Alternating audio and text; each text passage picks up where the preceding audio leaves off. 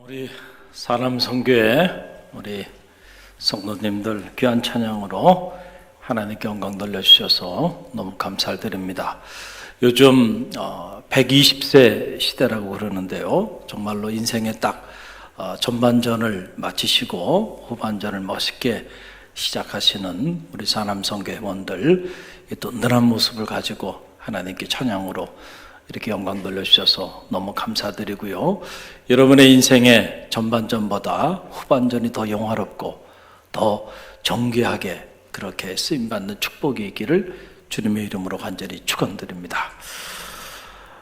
상대성 이론을 발견한 아인슈타인은 금세기 최고의 석학이면 틀림이 없죠. 물리학계에 있어서 그를 능가할 만한 인물은 아직 나오지 않았어요. 그는 탁월한 천재 과학자임에는 틀림이 없죠. 그래서 그를 만나서 그와 함께 대화를 나눠본 사람들은 하나같이 하는 말이 그의 해박한 지식 앞에서 고개를 숙이게 된다라고 하는 거죠. 과연 이 사람의 그 지식의 깊이와 넓이가 어디까지 될까 감탄하지 않을 수가 없는 거죠. 그 어느 날 아인슈타인의 제자들이 자기 스승인 아인슈타인에게 묻는 거예요. 선생님, 그 많은 지식과 지혜와 학문이 도대체 어디서 나오는 겁니까? 여러분 궁금하지 않았겠어요? 제자 입장에선 스승을 바라볼 때마다 좀 스승의 저 학문의 깊이가 과연 어디까지 될까? 너무너무 궁금했던 거죠. 제자들에게 이런 질문을 받고는 아인슈타인이 주변을 이렇게 둘러보는데 보니까 실험 기구에 물이 이렇게 담겨 있는 걸 봤어요. 그래서 그 실험 기구에 자기 손가락을 담굽니다. 그리고는 꺼내서 제자들에게 보여주는 거죠. 그랬더니 이 손가락에 묻어있던 물 한 방울이 실험실 바닥으로 뚝 떨어지는 거예요. 그거를 보여주면서 이걸 보라는 거죠. 나의 지식이라고 하는 것은 저 끝없는 바다에 비하면 지금 떨어진 이 한 방울의 물 방울과도 같다. 그러니까 내가 가지고 있는 지식이라고 하는 게 저 바다에 비해 보면 지금 요 한 방울 물 정도밖에 되지 않는다. 그러니까 아인슈타인이 가지고 있는 지식이라고 하는 것조차도 너희들이 생각하는 것만큼 그렇게 엄청난 지식이 아니라는 거죠. 그러니까 아인슈타인은 참 지혜로운 사람이에요. 자기 지식의 한계를 알았던 거죠. 그래서 아인슈타인이 이런 말을 남기기도 했어요. 인생은 두 가지 인생이 있다는 거예요. 한 가지 인생은 세상에는 기적이 없다고 믿고 사는 인생이 있고, 또 하나는 모든 것이 기적이라고 믿고 사는 인생이 있는데 나는 후자다는 거예요. 나는 모든 것이 다 기적이라고 믿고 사는 사람이다. 우리가 숨을 쉬고 그리고 이 대자연 한복판에서 생명의 기운을 가지고 살아가고 있는 이 모든 것이 이해할 수 없는 놀라운 기적 같은 사건이다 라고 하는 사실을 아인슈타인은 늘 느끼고 경험하고 살았다라고 하는 그런 사실입니다. 여러분, 아인슈타인이 상대성 이론을 발견했지만 사실은 그 상대성 이론이라는 게 아인슈타인이 발명한 것도 아니고요. 이미 하나님께서 셀 수도 없이 수많은 우리 눈에 보이지 않는 무한대의 원리들을 창조하셨고 그 원리들에 따라 오늘 우리가 보이는 세계가 살아서 움직이고 있는데 그 무한대의 알 수 없는 끝이 없는 그 피조 세계의 원리의 한 원리를 발견했을 뿐인 거예요. 우리는 많은 것을 알고 살아간다고 생각하지만 여러분, 우리가 안다고 하는 게 과연 무엇을 알고 있다는 것인가요? 정말로 지혜로운 삶은 다른 게 아니고 내가 얼마나 많은 것을 모르고 살아가는가를 깨닫는 것이 지혜다 하는 사실이에요. 할렐루야. 우리가 눈을 가지고 세상을 바라보면서 살아가요. 그러나 우리의 눈으로 모든 것을 보고 살아간다고 생각하면 그건 정말 큰 착각에 불과해요. 사람은 자기의 관심에 따라 보이는 것이 다 다릅니다. 심지어 우리의 눈으로 볼 수도 없는 우리 이 가시적 세계 안에 들어오지 않는 불가시적인 세계가 더 많고 그 불가시적인 그 세계들이 오늘 보이는 세계를 결정하고 있는 이런 세상 한복판에 우리가 살아가고 있어요. 그렇기 때문에 우리가 보는 것보다는 보지 못하고 살아가는 세계가 더 많다는 거예요. 우리가 기독교의 경전인 성서를 묵상해 보면 바로 이러한 세계의 비밀을 깨닫게 해주는 거예요. 아하, 우리의 지식이라는 것이 하나님의 그 세계의 진리 앞에서는 아무것도 아니구나. 영원이신 하나님 앞에 우리의 존재 자체는 아예 없는 것과 같은 그런 존재에 불과하구나. 오늘 우리가 눈으로 보고 살아가는 세상은 하나님이 운영하시는 그 세계에 한 점도 되지 않는 세계를 우리가 보고 살아가고 있구나라는 사실을 깨닫게 되는 거예요. 오늘 말씀의 주제는 무엇이 보이십니까? 라고 하는 이런 영적 주제를 가지고 우리가 잠시 말씀을 나누길 원하는데요. 저는 바라기는 여러분이 바라보고 있는 그 세계의 지평이 열려지는 그런 축복이 있기를 간절히 바랍니다. 여러분의 영적인 시야가 깊어지고 넓어지는 그런 은혜가 있기를 간절히 바랍니다. 오늘 말씀의 상황 안으로 우리가 들어가 봅니다. 아람 왕이 이제 이스라엘과 전쟁을 치르고 있었던 바로 그러한 때에 일어난 일입니다. 아람 왕이 이스라엘을 치기 위해서 자기 신복들을 모아요. 그리고 신복들과 함께 전략과 전술을 짭니다. 그런데 어떻게 된 일인지 전략과 전술을 짜기만 하면 그 내용이 이스라엘 왕에게 다 알려지는 거예요. 그러니까 아람 왕이 그 사실을 목도하고는 마음에 두려움이 찾아온 거예요. 아니, 이게 어떻게 된 일이지? 분명히 우리 안에 내통하는 자가 있을 것이다. 그러고는 신복들을 부릅니다. 그리고 야단을 치는 거예요. 어찌하여 너희가 우리 안에 분명히 내통하는 자가 있을 텐데 그 내통하는 자에 대하여 보고하지 않는 것이냐? 그렇지 않고서야 어떻게 우리끼리만 모여서 전략과 전술을 짰는데 어떻게 이스라엘 왕이 그 사실을 그때마다 다 알게 되느냐 말이죠. 누가 대체 내통하고 있는 거냐? 말하라는 거죠. 그랬더니 신복 중에 하나가 아람 왕에게 말을 합니다. 왕이시여, 우리 중에 내통하는 자가 있는 게 아니고요, 저희 이스라엘에는 하나님의 사람 엘리사라고 하는 선지자가 있는데 그 사람은 왕이 침실에서 속삭이는 것까지도 다 파악하고 이스라엘 왕에게 다 고하나이다. 그 얘기를 듣고는 아람 왕이 깜짝 놀라는 거예요. 그래? 그러면은 엘리사를 죽이지 않고서는 결단코 이스라엘을 물리칠 수가 없겠다는 판단을 하고는 그 밤에 말과 모든 병거와 군사들을 다 엘리사가 있는 도단이라고 하는 성읍으로 보냅니다.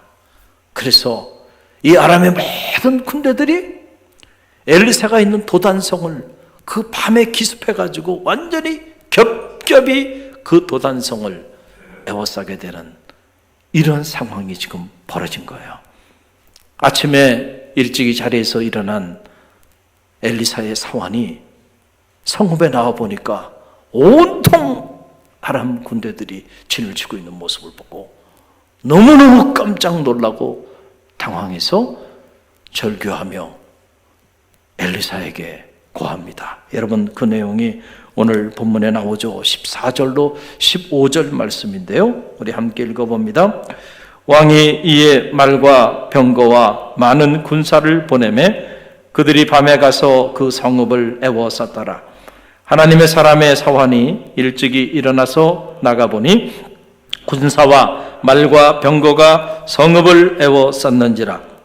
그의 사환이 엘리사에게 말하되 아하, 내 주여, 우리가 어찌하리까 하니, 여기서 우리가 어찌하리까, 에카 나세라고 하는 말이 히브리어로 에카 나세라고 하는 말은 무슨 말이냐면 죽음의 위협 속에서 절규하며 탄식하며 부르짖는 소리를 에카 나세라고 하는 말이에요. 에카 어찌하여 나세, 우리가 어찌하여야 하겠나이까 라고 하는 그런 절규의 부르짖음이죠.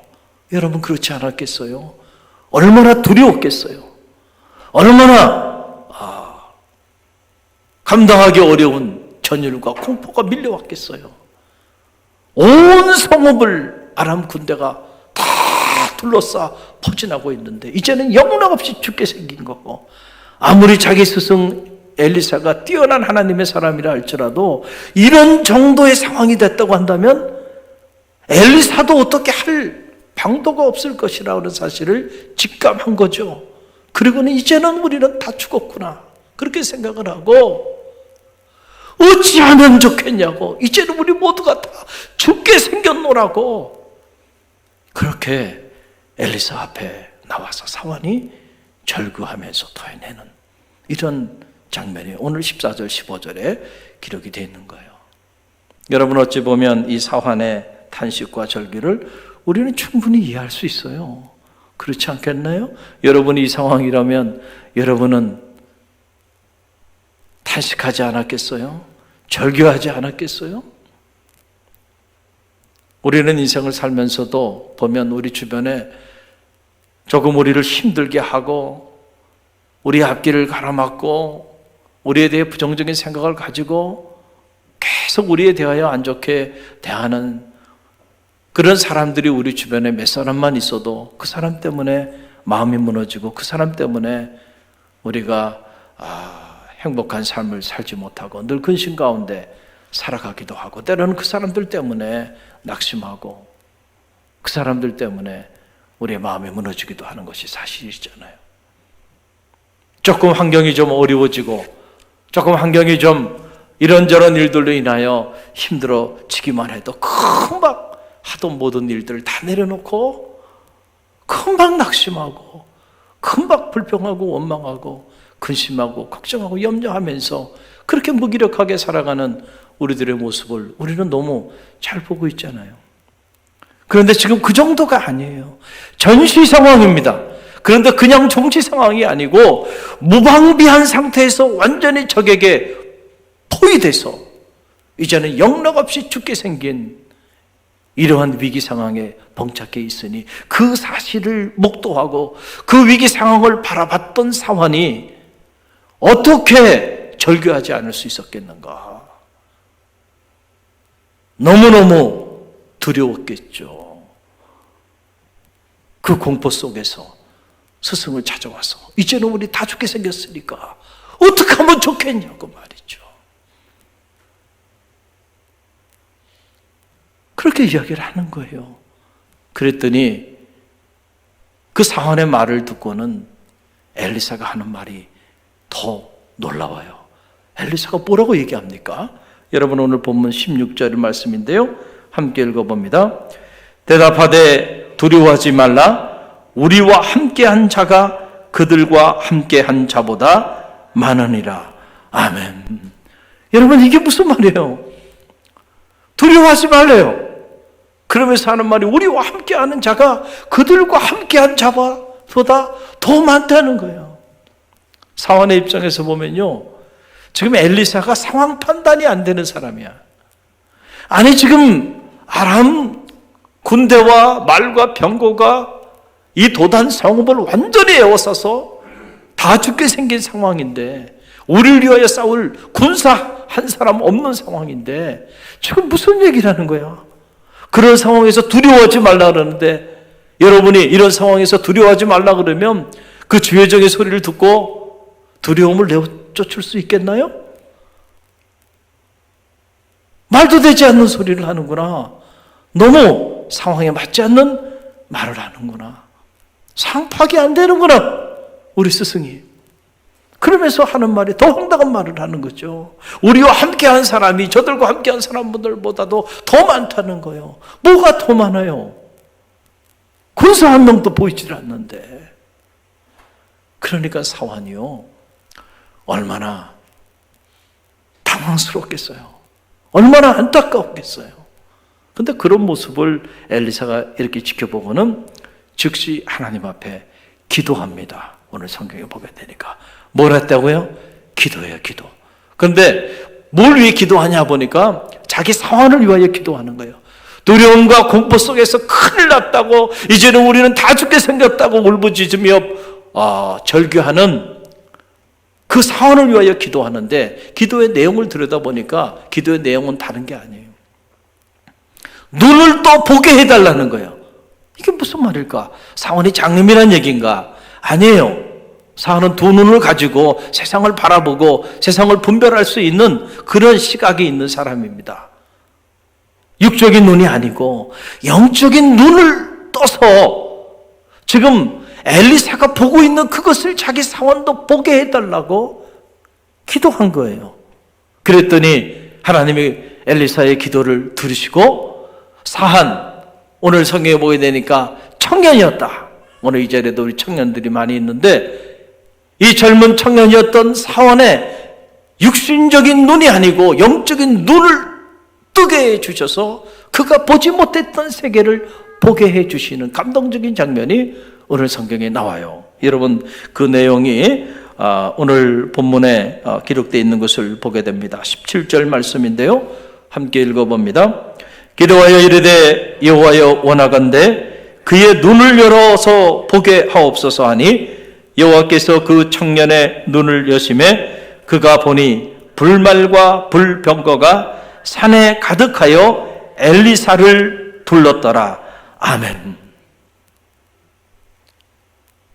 엘리사가 기도하니까 그 기도를 하나님이 들으셔서 청년 자기 사환의 눈을 하나님이 뜨게 해주셔서 그가 이전에는 보지 못했던 새로운 세계를 바라보는 눈이 열렸어요. 영안이 열렸다. 그런 거죠. 영적인 눈이 열리기 시작한 거예요. 그러고 나서 보니까 이전에는 사환의 눈에 보이는 것은 오직 아람의 말과 병거와 그 수많은 군대들밖에 보이지 않았어요. 그래서 두려웠던 거고, 그래서 절규했던 거예요. 그런데 이제는 이전에 보이지 않았던 세계가 보이기 시작하는 겁니다. 하나님의 불말과 불병거가 산에 가득하고, 그리고 그 불말과 불병거가 자기 스승 엘리사를 둘러싸고 있는 그 모습이 보이기 시작한 거예요. 할렐루야. 할렐루야. 저는 말하기는 오늘 이 시간에 여러분의 육적인 눈이 아니고 영적인 눈이 뜨여져서 마땅히 보아야 할 그 세계를 바라볼 수 있는 그 눈이 여러분 가운데 생겨지기를 주님의 이름으로 간절히 축원드립니다. 저와 여러분은 하나님의 사람이죠. 여러분 그 사실은 여러분 확실히 믿으시죠? 할렐루야. 하나님의 사람이 위기에 처해 있어요. 하나님의 사람이 적들에게 완전히 포위돼서 정말 일촉즉발의 위기의 상황 속에 봉착해 있는데, 하나님께서 그런 하나님의 사람의 삶의 자리를 외면하시겠는가? 성경 어디에도 하나님의 사람이 위기에 처해 있는데 하나님께서 나 몰라라 하시면서 우리를 유기시키거나 우리를 내버린 그런 사례가 없음을 여러분 꼭 기억하시길 바랍니다. 다니엘이 사자굴 속에 던져지는 위기 가운데 던져진다 할지라도 그때에도 하나님은 그 사자굴 속에 다니엘과 함께 하셔서 그 사자굴 속에까지 하나님의 사자가 함께 동행해서 사자의 입을 봉했잖아요. 사드락과 메삭과 아벤느고가 풀무불 속에 던져지지만 그 풀무불 속에도 하나님의 천사가 함께해서 털끝 하나 상하지 않게 해주시잖아요. 하나님은 하나님의 사람들이 위기에 처해 있을 때 여러분 언제나 하나님의 불말과 불병거로 우리를 보호하시고 지켜주시는 분이심을 여러분 꼭 기억하시길 바랍니다. 그 요한복음에 보게 되면 주님께서 내가 너희를 고아처럼 내버려 두지 아니하리라. 우리는 고아가 아니에요. 우리는 사생아가 아닙니다. 우리 아버지가 되시는 분은 여호와 하나님이심을 꼭 신뢰하시고 믿으시기를 간절히 바랍니다. 고아처럼 버려진 인생이 아니다라고 하는 그런 사실이에요. 여러분, 우리가 다윗을 참 뿌리 깊은 영성을 지닌 위대한 인물로 그렇게 흠모하는데 시편을 읽어보면 다윗은 정말 바라봐야 하는 그 세계를 볼 수 있는 그런 눈이 뜨였던 인물이었구나 라고 하는 사실을 알게 돼요. 그렇기 때문에 그가 남다른 탁월한 인생을 살게 된 것이죠. 여러분, 시편 3편에 보게 되면 그 한 자락이 나오는데 시편 3편 6절로 8절인데요. 시편 3편은 여호와여 어찌하여 나의 대적이 이렇게 많사옵니까? 라고 하는 탄식으로부터 시작하는 시예요. 너무 많은 대적들이 자신을 애워싸고 자신을 죽이고자 달려오는 그 위기 상황 속에서 하나님 앞에 기도했던 기도의 시가 이 시편 3편인데 그 결론 부분에는 이런 고백과 기도를 다윗이 하게 됩니다. 우리 함께 읽어봅니다. 천만인이 나를 애워싸 진친다 할지라도 나는 두려워하지 아니하리이다. 여호와여 일어나소서, 나의 하나님이여 나를 구원하소서. 주께서 나의 모든 원수의 뺨을 치시며 악인의 일을 꺾으셨나이다. 구원은 여호와께 있사오니 주의 복을 주의 백성에게 내리소서. 아멘. 천만인이 나를 애워싸 진친다 할지라도 나는 결코 두려워하지 않겠다는 거예요. 왜냐하면 모든 구원은 하나님께 있기 때문입니다. 다윗에게는요, 이 믿음이 있었어요. 저는 바라기는 여러분에게도 이 믿음이 살아있기를 간절히 바랍니다. 천만인이 나를 치고자 들고 일어나서 다 애워싼다 할지라도 나는 꿈쩍도 하지 않겠다는 거예요. 왜냐하면 하나님은 나와 함께 하시고 그 하나님은 천만인보다 크신 분이신데 모든 구원이 그분께 있으니까 내가 두려워할 이유가 없어요. 내가 흔들려야 될 이유가 없다라고 하는 그런 사실이죠. 그 구원의 손길로 함께 하시는 그 하나님의 세계를 그 위기 순간 속에서도 바라볼 수 있는 눈이 여러분 가운데 있기를 간절히 바랍니다. 우리 흔히들 비전이라는 말을 많이 하죠. 우리 여기 청년들도 많이 있는데 비전이 있어야 돼요, 젊은이는.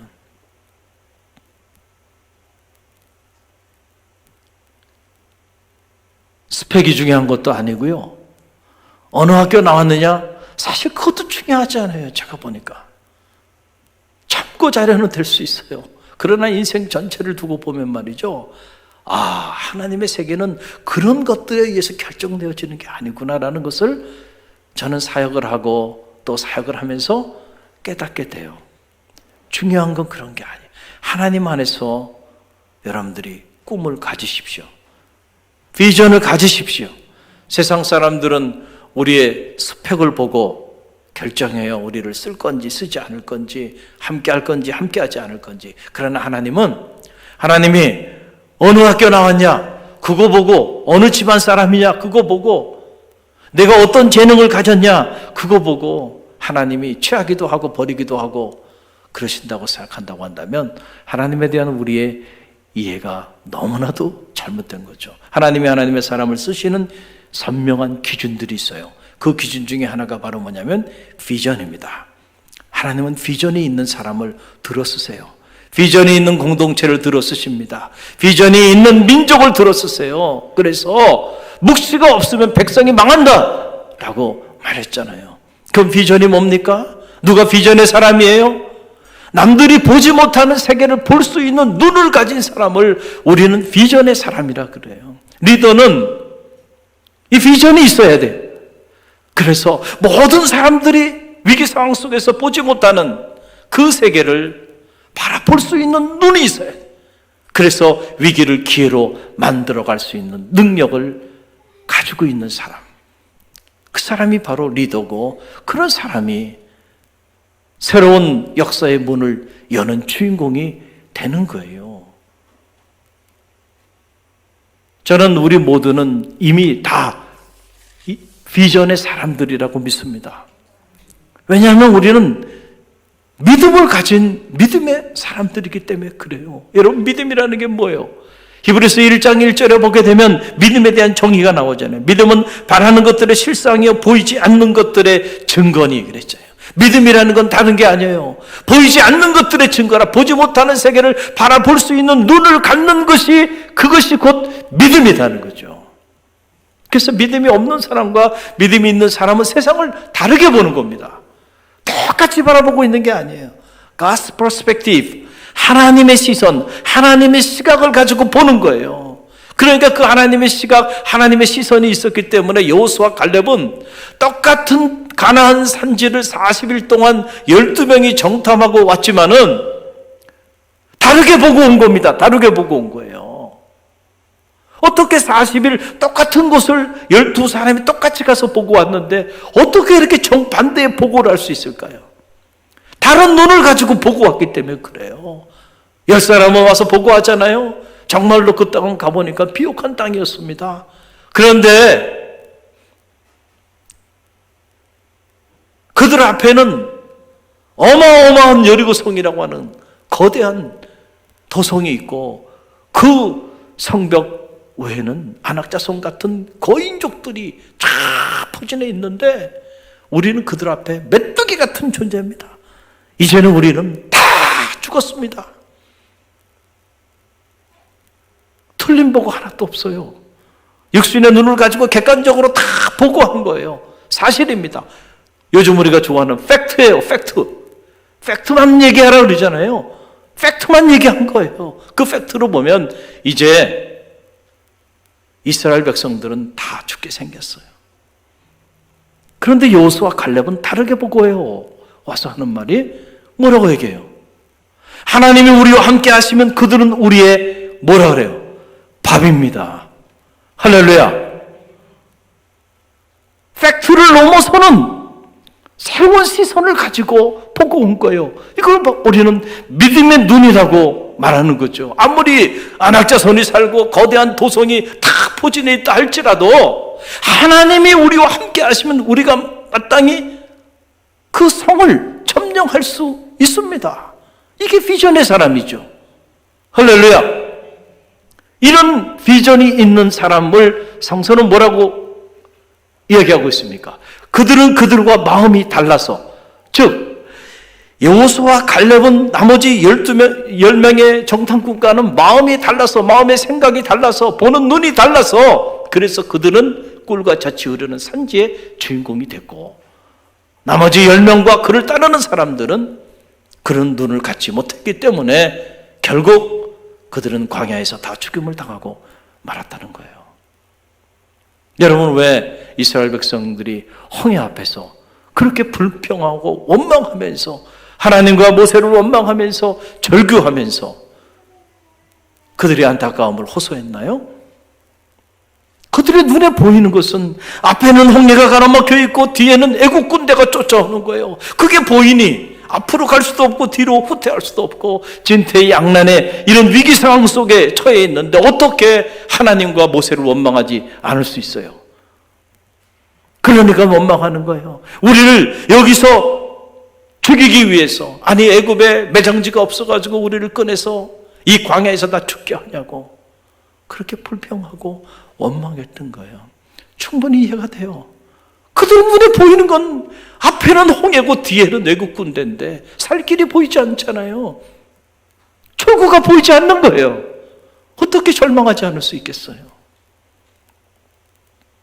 그러나 모세의 눈에는 그들이 보지 못한 세계가 보였던 거예요.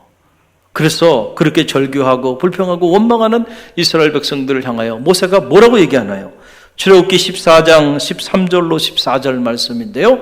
함께 읽어봅니다. 모세가 백성에게 이르되 너희는 두려워 말고 가만히 서서 여호와께서 오늘날 너희를 위하여 행하시는 구원을 보라. 너희가 오늘 본 애굽 사람을 또다시는 영원히 보지 못하리니 여호와께서 너희를 위하여 싸우시리니 너희는 가만히 있을지니라. 아멘. 할렐루야. 모세와 이스라엘 백성들의 차이는 바로 뭡니까? 시력의 차이예요. 시력의 차이. 어떤 시력인가요? 이스라엘 백성들이 바라봤던 것은 홍해와 애굽 군대예요. 그거밖에 안 보였어요. 그들의 시력으로는. 그러나 모세는 그들이 보지 못한 세계를 봤습니다. 앞에는 홍해가 가로막혀 있고 뒤에는 애굽 군대가 쳐들어온다 할지라도 우리와 함께 하셔서 우리를 위하여 싸워주실 그 하나님의 구원의 손길을 바라보는 눈이 누구에게 있었어요? 지도자 모세에게 있었던 거예요. 그러니까 모세가 얘기하는 거예요. 그만 좀 잠잠하란 말이죠. 그만 좀 울부짖고 그만 좀 탄식하고 그만 좀 못 살겠다고 얘기하라. 잠잠히 기다려봐라. 너희를 위하여 앞으로 싸우실 그 하나님의 구원을 제발 바라보라는 거죠. 할렐루야. 결국 모세가 이 눈이 있었기 때문에 홍해를 가르고 그리고 그들을 쫓아왔던 그 수많은 애굽 군대들을 홍해에 수장시키는 이런 전화위복의 위대한 역사가 나타나게 된 것이죠. 언제나 이 비전이 있는 사람은요, 위기를 기회로 만들어 갑니다. 할렐루야.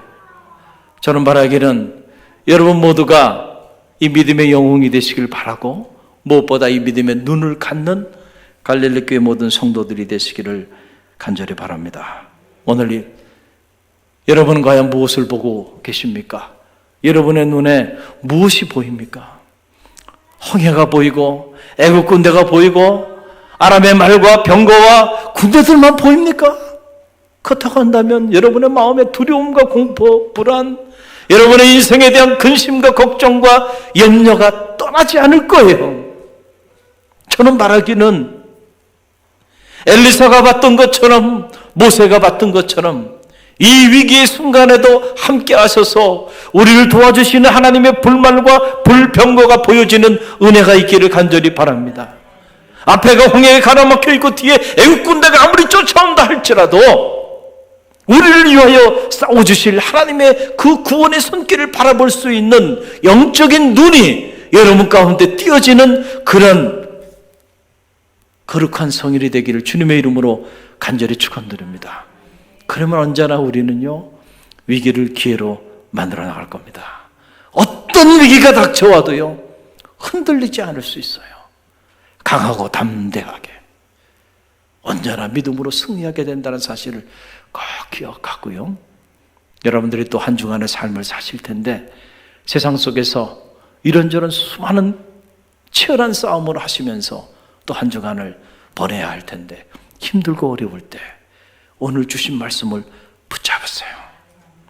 하나님은 결코 여러분을 고아처럼 내버리지 아니하신 함께 하시고 때로는 불말과 불병거로 지켜주시고 때로는 우리를 위하여 하나님께서 친히 싸워주셔서 홍해가 가로막혀 있다고 한다면 홍해를 가르시고 애국 군대가 쫓아온다면 그 애국 군대를 하나님의 방법으로 해결해 주실 줄로 믿습니다. 이 믿음이 실종되지 않는, 그래서 이 믿음으로 또 한 주간 힘있게 위기를 기회로 만들어 나가는 갈릴리 교회 모든 성도들 되시기를 주님의 이름으로 간절히 축원드립니다.